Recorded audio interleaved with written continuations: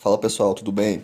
O vídeo de hoje vai ser sobre um tema muito relevante atualmente e que esteve em alta nos últimos dias devido à morte do ex-jogador de futebol Diego Armando Maradona, que é a parada cardiorrespiratória. O que quer dizer que uma pessoa parou? A parada cardiorrespiratória, ou PCR, significa uma perda repentina da circulação sanguínea. Assim, a gente tem uma incapacidade de bombear o sangue.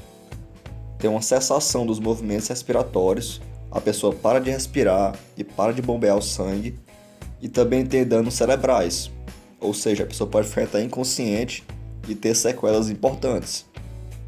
Então, por que a pessoa para? A pessoa vai parar porque vai ocorrer um comprometimento dos órgãos mais vitais do nosso corpo humano, que é o coração, os pulmões e o cérebro.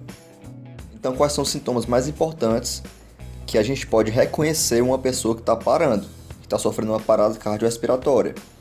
Essa pessoa pode estar com uma dor de cabeça, pode estar com uma tontura, pode estar quase desmaiando, com a falta de ar. Esses são sintomas importantes da PCR.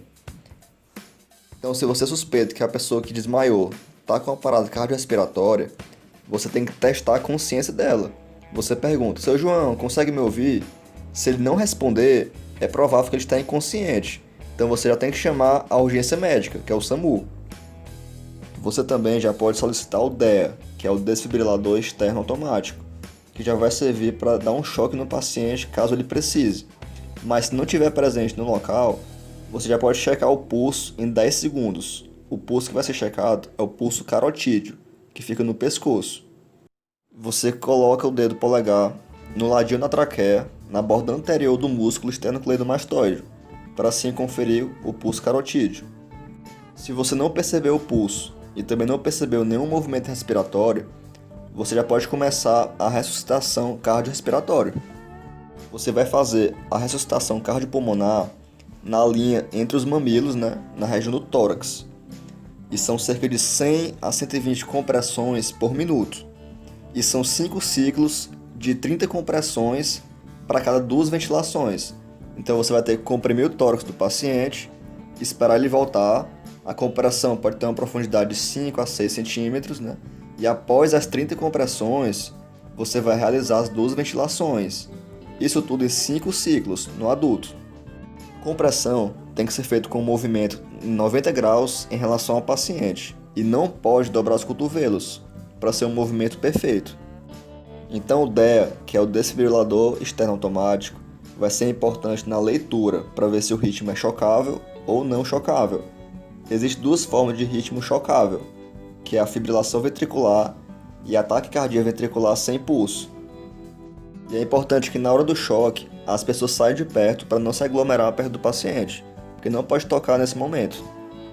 Após se dar o choque, é importante repetir as compressões, as 30 compressões para cada 2 ventilações, em 5 ciclos, em uma média de 100 a 120 compressões por minuto. Então esse é o suporte básico à vida. Quando a pessoa reconhece uma pessoa que está com uma parada cardiorrespiratória, não necessariamente precisa ser um médico, ser um enfermeiro, mas pode ser uma pessoa leiga, comum, que esteja presenciando uma situação perigosa como essa. É importantíssimo que ao suspeitar de uma parada cardiorrespiratória, você já acione a emergência e já comece as massagens cardiorrespiratórias, que vai ser importante para evitar a hipóxia rápida do paciente. E quais são as principais causas da parada cardiorrespiratória? Primeiro, a gente tem a hipovolemia, que é pouco volume na camada intravascular, ou seja, está chegando pouco sangue ao coração, Depois a gente tem a hipóxia, que é o baixo fluxo de oxigênio quando chega ao cérebro. O cérebro não pode trabalhar com baixa quantidade de oxigênio, porque pode levar à hipóxia e depois ao óbito. O terceiro fator é a acidose, uma alteração grotesca no pH do sangue. O quarto fator é a hipotermia, quando a baixa temperatura também tende a faltar mais oxigênio, o que favorece a parada cardiorrespiratória.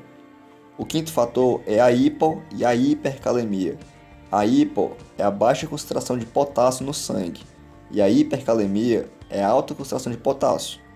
Outros 5 fatores são o tamponamento cardíaco, que é o acúmulo de líquido no coração, que pode prejudicar a circulação sanguínea. Nós também temos o tromboembolismo pulmonar, que é um comprometimento das artérias pulmonares. A trombose coronariana, que é o comprometimento das artérias que irrigam o coração. Por isso que o infarto é um importante fator de risco, né, para a parada cardiorrespiratória. Temos também um pneumotórax hipertensivo, quando há extravasa do pulmão, pode ser um acidente que ocasionou isso, né? E também o uso de substâncias tóxicas, como drogas, que podem também influenciar para a PCR. Então sempre é bom estarmos atentos a pessoas com fator de risco, como hipertensão, diabetes, pessoas que já tiveram infarto, AVCs, aneurismas. Essas pessoas são potenciais pacientes que podem sofrer uma parada cardiorrespiratória. Então, atenção máxima em relação a isso.